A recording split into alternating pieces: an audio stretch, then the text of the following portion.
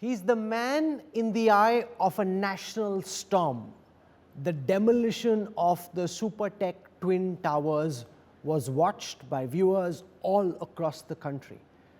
The man who helms this enterprise, R.K. Arora, hasn't spoken to the media in an interview since this story gathered momentum and it became such a national issue. Joining us now, live and exclusive on the India Today news track, is R.K. Arora, chairperson of the Supertech Group. There are questions which I'm sure have been whirling in your mind. We'll try and put them to R.K. Arora over the next several minutes. Mr. Arora, welcome to India Today. I want to start by asking you question number one, which is to do with the original building plan for which you had sought sanction in 2005 under the Noida Area Building Regulations and Directions 1986. You were allowed to construct 14 towers with 10 floors, each up to a height of about 37 meters. You were given additional land, and then you had a plan which allowed you to build 15 towers with 11 floors. But ultimately what you ended up doing was having 40 floors in those two towers. So can you please explain at the outset how you went from the permissions that you'd originally sought to the tower which was ultimately demolished on Sunday? Mr. Arora.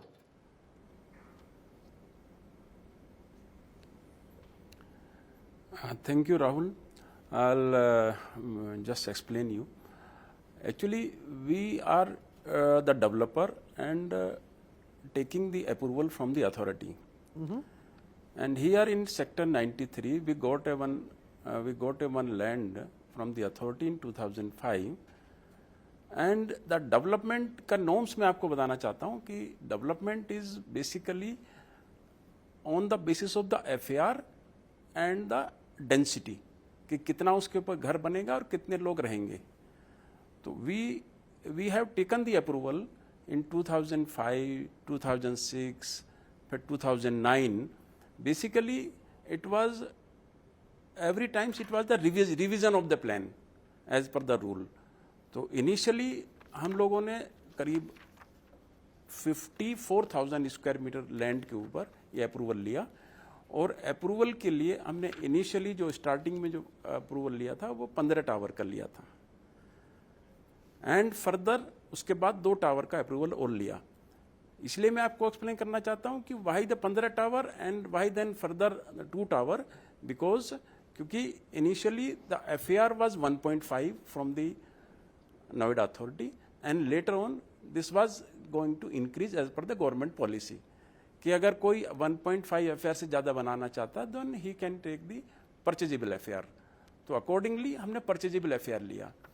तो like I will just explain you कि first phase was taken of 15 tower और 15 tower का construction शुरू किया और 15 tower का delivery 2009 में लोगों को दे दिया.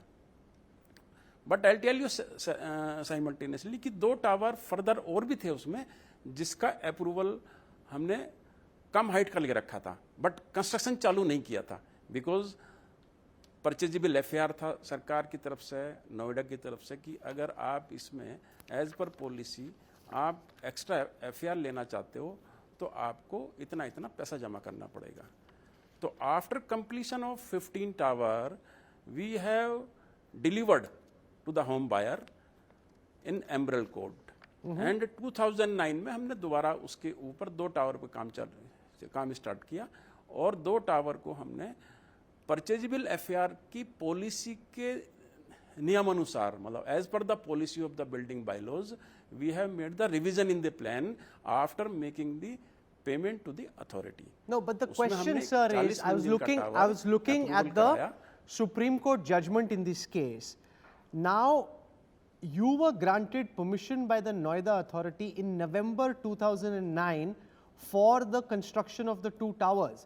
But you started construction in these 2 towers in July 2009. तो आपको तो सैंक्शन नोएडा के अथॉरिटीज द्वारा आपके कंस्ट्रक्शन शुरू होने के बाद दी गई. सवाल बार बार ये उठ रहा है कि कैसे है कि आप नए प्लान देते गए, आपके नए प्लान को इजाजत मिलती गई और बगैर इजाजत के भी आपके यहाँ कंस्ट्रक्शन स्टार्ट हो गई है अरोड़ा जी?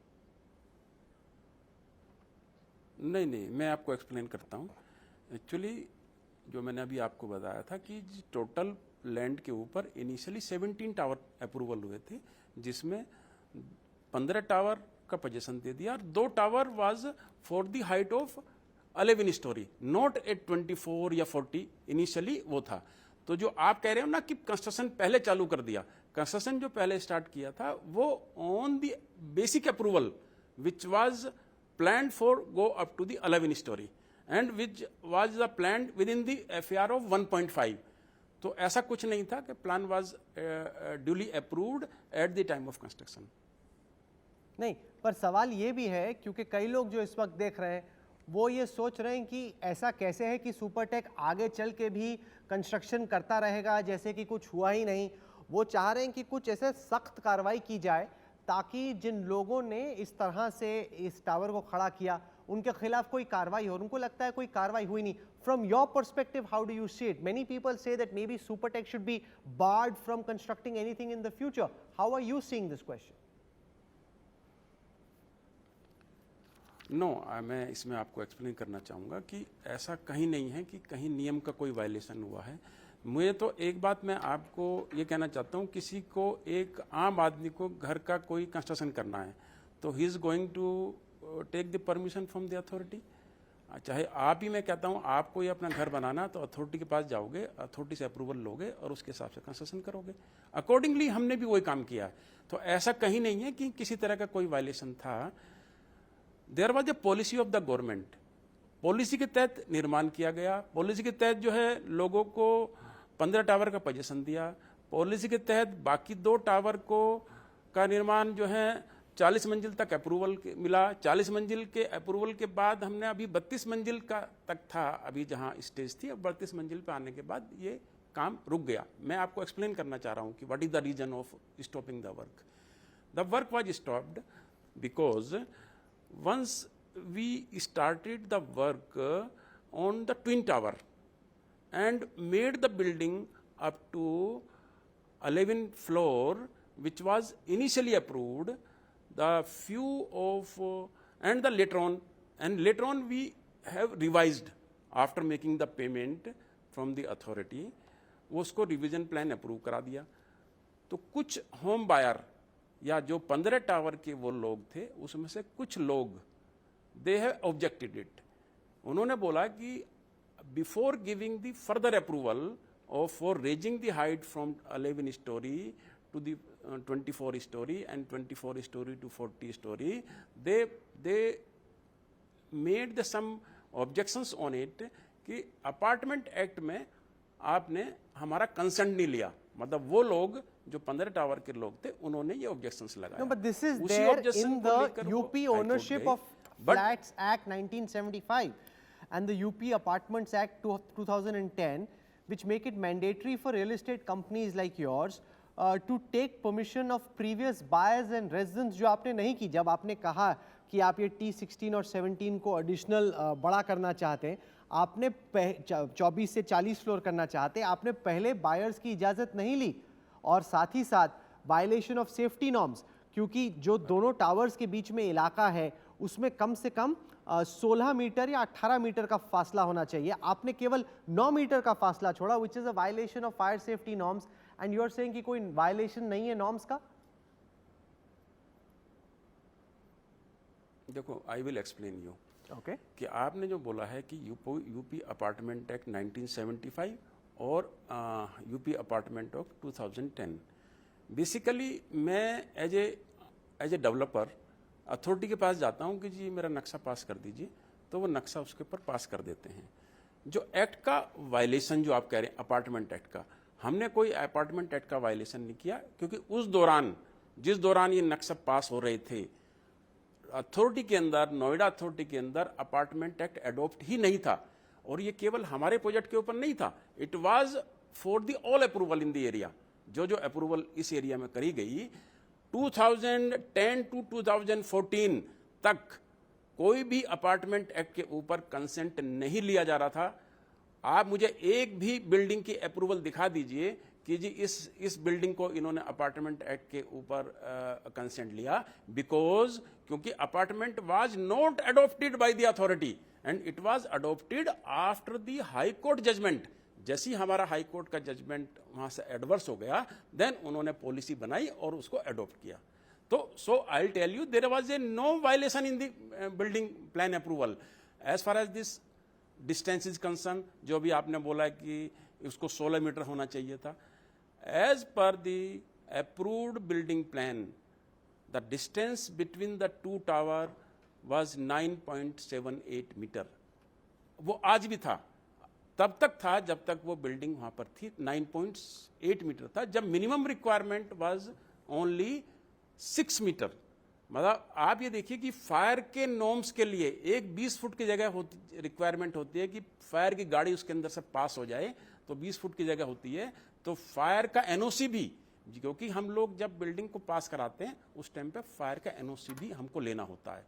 फायर का NOC was in place, structure NOC was in place, 40 मंजिल का बिल्डिंग के हिसाब से फाउंडेशन का NOC was in place, airport authority का NOC was in place, all NOC like power corporation, all NOC like जैसे कि pollution control board, all NOC from like the UP environmental impact assessment, सारे NOC लेने के बाद तब building पास होती है। राहुल जी, ऐसे बिल्डिंग कोई तो फिर ये सारी बातें सुन के सवाल ये उठता है अरोड़ा जी कि ये सारी अथॉरिटीज, ये सारी एजेंसीज सुपरटेक पे और आप पे इतनी मेहरबान क्यों थी? क्या आपको लगता है कि कुछ उन्होंने आपको स्पेशल फेवर्स किए या आपने उनको कोई स्पेशल फेवर्स किए जिसके तहत जो जो आप चाह रहे थे, जैसे जैसे आप अपने प्लान को अपग्रेड करना चाह रहे थे, दनादन आपको वहां पे सारे एनओसीज और अप्रूवल मिलते चले जा रहे थे? ऐसा कैसे हुआ?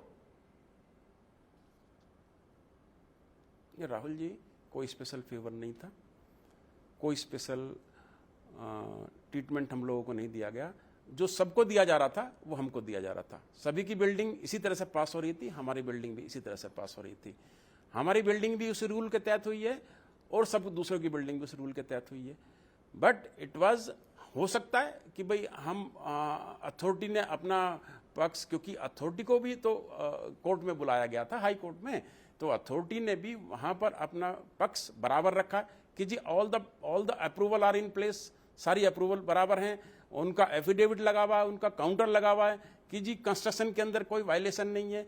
तो मैं यही कहना चाहता हूं कि जी अप्रूविंग अथॉरिटी इज द सर्वोपरि होती है for the builder, for the developer, for the individual house जो घर बना रहा है, उसके लिए भी अथॉरिटी से परमिशन लेनी पड़ती है। So it is very clear there was no violation in the construction, no violation in the building plan approval at all.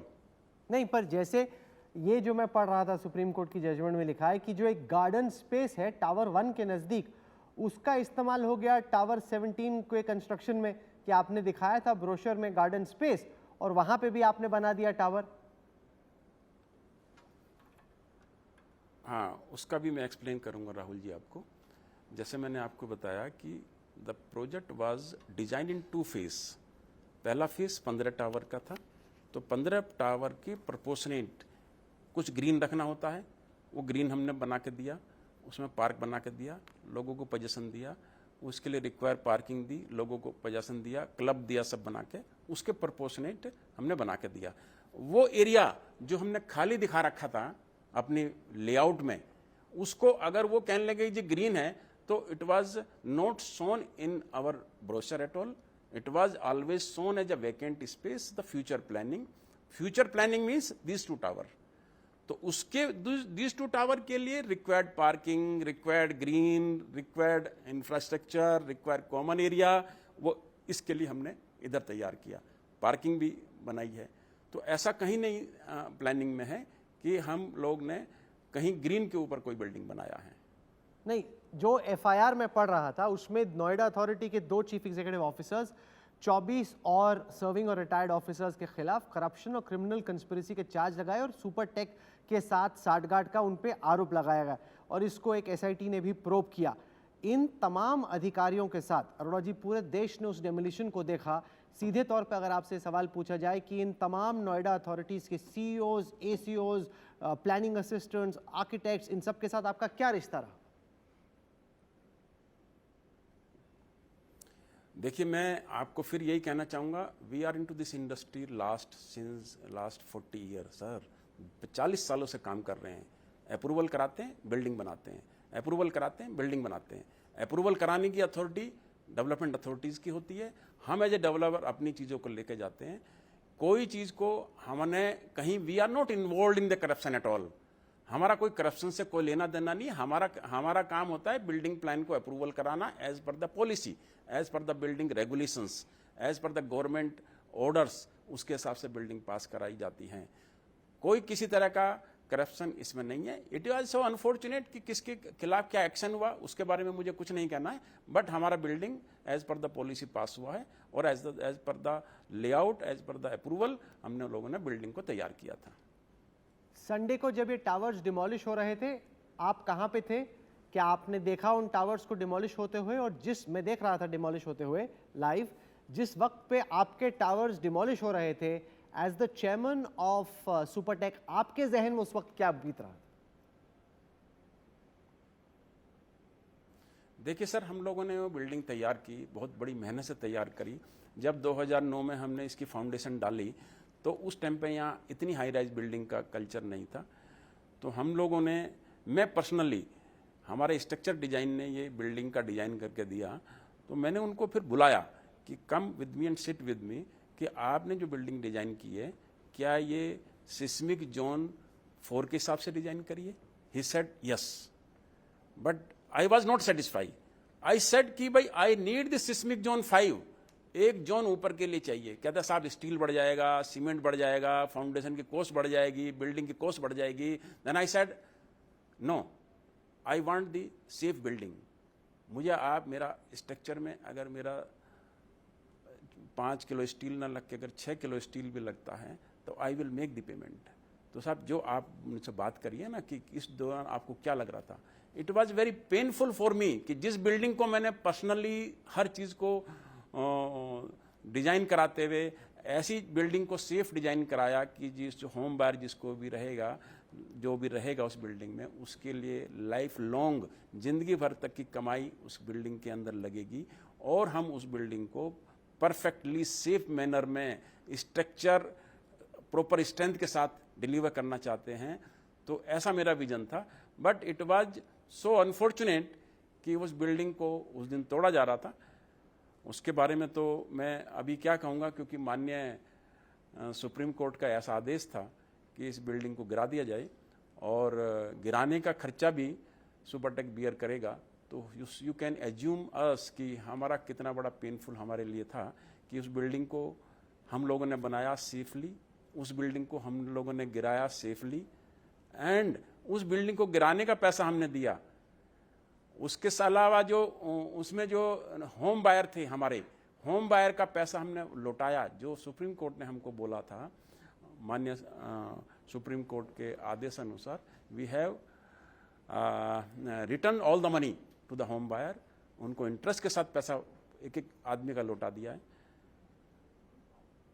माननीय सुप्रीम कोर्ट ने हमको बोला कि CBRI इसकी टेक्निकल एक्सपर्टाइज देखेगी, उसको फीस भी दी जाएगी। उसको फीस भी हमने दी। ऐसी एजेंसी हम लोग लेके आए कि जिससे कि सेफ डिमोलिशन हो सके, एडजॉइनिंग बिल्डिंग को कोई किसी तरह से खतरा ना हो। मतलब Rahul ji, I will tell you please let me explain you कि उस दिन जिस दिन ये बिल्डिंग गिरनी थी, पूरी रात में सो नहीं पाया था कि किस तरह से वो बिल्डिंग सेफली गिर जाएगी, एडजॉइनिंग एरिया को कोई नुकसान ना हो। तो ऊपर वाले ने ये हमारा बहुत ख्याल रखा, सबका ऊपर वाले की विशेष हुई कि बिल्डिंग सेफली गिर गई और माननीय सुप्रीम कोर्ट के आदेशों का पालन हो गया। ये एक बहुत बड़ा सेटिस्फेक्शन मेरे लिए है और मैंने उसको किया है। Let's talk for a moment about what happens from here. इस वक्त करीब 20,000 आपके फ्लैट्स हैं जो कि कंस्ट्रक्शन में हैं। जितनी सुपरटेक के बारे में चर्चा हुई जब वो टावर्स डिमोलिश हो रहा था, इस वक्त आप शायद देश के सारे सबसे ज़्यादा जाने पहचाने बिल्डर्स में एक होंगे, क्योंकि सबने देखा कि सुपरटेक के टावर्स ढहाए गए। लोगों का जो विश्वास एक तरीके से अब सवाल के घेरे में आ गया है कि ये जो 20,000 टावर बन रहे हैं, क्या मेरा घर मिलेगा, क्या मेरा पैसा महफूज है, या फिर कहीं ऐसा तो नहीं कि मेरा टावर भी आगे चल के गिरा दिया जाए। उस सब पे आपका क्या कहना है? राहुल जी, पिछले जैसे मैंने अभी बताया, पिछले 40 सालों से हम लोग रियल एस्टेट में काम कर रहे हैं और लोगों का विश्वास है, लोगों का ट्रस्ट था। लगभग 70,000 मकान पिछले 40 सालों में डिलीवरी दिए हैं और सेटिस्फैक्टरी डिलीवरी दिए हैं। उनका जो है, उनका एक विश्वास आज हमारे साथ है और मैं आपको एश्योरेंस दिलाना चाहता हूं, आपके मीडिया के माध्यम से अपने ग्राहकों को एक निवेदन करना चाहता हूं कि जिस तरह 70,000 लोगों को हमने पोजीशन दिया, उनके सेटिस्फेक्शन के हिसाब से दिया, उसी तरह से बाकी 20,000 घरों को भी टाइमली पोजीशन दिया जाएगा। उनको सभी प्रोजेक्ट के ऊपर आज की डेट में भी फुल स्विंग में काम चल रहा है और इस डिमोलिशन का इम्पैक्ट उसके बाकी बचे हमारे प्रोजेक्ट के ऊपर या बाकी बचे उन फ्लैटों के ऊपर कहीं नहीं है, क्योंकि ये प्रोजेक्ट अलग है। बाकी सारे प्रोजेक्ट हमारे चल रहे हैं, सारे फ्लैटों पे काम हो रहा है और 70 से 80% काम हम लोगों ने सभी प्रोजेक्ट्स पे काम कंप्लीट कर लिए हैं। Okay. और बाकी सारे टाइमली विद इन 2 ईयर उन 20,000 लोगों को पोजीशन दिया जाएगा। एक आखिरी सवाल, ये जो जजमेंट में पढ़ रहा था जस्टिस डीवाई चंद्रचूड़ की, एमआर शाह की, जिसमें वो कहते हैं कि the record of this case is replete with instances which highlight the collusion between officers of Noida with the appellant and its management. The case has revealed a nefarious complicity of the planning authority in violation by the development of the provisions of law. ये दोबारा इस तरह की चीज़ ना हो, आपके हिसाब से इस पूरे वाक्य में लेसन क्या है ताकि रियल एस्टेट सेक्टर को क्लीन अप किया जाए? आपके ऊपर ये बीती है, आपके ऊपर तमाम चार्जेस ये लगे हैं, इस तरह की चीज़ दोबारा किसी के साथ ना हो, उसको कैसे इंश्योर करें आर के अरोड़ा? देखिए राहुल जी, मेरा इसमें एक ही कहना है कि हम लोग ना रूल अबाइडिंग कंपनी हैं और पिछले 40 सालों से काम कर रहे हैं, तो हम रूल को बहुत डीपली फॉलो करते हैं और बिल्डिंग का अप्रूवल करने के बाद ही बिल्डिंग बनाते हैं। ये बात ज़रूर है कि आज इस बिल्डिंग को तोड़ा गया है और इससे एक तरह से ना ट्रस्ट डेफिसिट हो गया है। It is a big challenge for the us and for the industry also, क्योंकि ये क्वेश्चन मार्क केवल आज सुपरटेक के ऊपर ही नहीं है, ये क्वेश्चन मार्क पूरे एंटायर अप्रूवल के ऊपर आ गया है कि अप्रूवल बिल्डिंग को तोड़ दिया गया, ध्वस्त कर दिया गया। और किस जो एक ऐसी इंडस्ट्री जिसमें लगभग 7 से 8% का जीडीपी ग्रोथ आता है, एक ऐसी इंडस्ट्री जो लगभग 250 एंसिलरीज को साथ साथ इसके साथ जुड़ी होती हैं और ऐसे एम्प्लॉयमेंट जनरेशन को जो unskilled man power, migrant worker इस इंडस्ट्री से जुड़े होते हैं, उसको एक बहुत बड़ा धक्का लगाए। तो ये एक बहुत बड़ा क्वेश्चन मार्क आ गया कि ऐसे अप्रूव्ड प्रोजेक्ट के अंदर आज कोई फाइनेंशियल इंस्टीट्यूशन, कोई बैंक या ऐसे प्रोजेक्ट के अंदर कोई डालने से पहले, पैसा इन्वेस्टमेंट करने से पहले he will have the thought, सोचेगा कि कहीं ये बिल्डिंग बन के कहीं इस तरह से प्रॉब्लम तो नहीं आएगी या कोई इस बिल्डिंग बनने के बाद इस तरह का डिमोलिशन तो नहीं होगा। एक बहुत बड़ा क्वेश्चन मार्क है। मेरा तो इसमें एक ही कहना है कि as a rule abiding company हम लोग प्रोजेक्ट का अप्रूवल बराबर करके चलें। हम प्रोजेक्ट की अप्रूवल की एक ट्रांसपेरेंसी अपने होम बायर के साथ रखें, प्रोजेक्ट की अप्रूवल को शेयर करें। अगर कहीं इसमें कमी रही है हमको एक्सप्लेन करने में, होम बायर के साथ ट्रांसपेरेंसी रखने में, तो हम लोग उसको आगे भी इम्प्रूवमेंट करेंगे और करते रहेंगे। होम बायर के साथ हम जो है अपना रिलेशन बरकरार रखेंगे, उनको ट्रस्ट को बना के रखेंगे। I leave it over there. R.K. Arora, everyone has been trying to hunt you down, chase you down, try and get you to comment on all the multiple charges that have been leveled against you individually and against Supertech.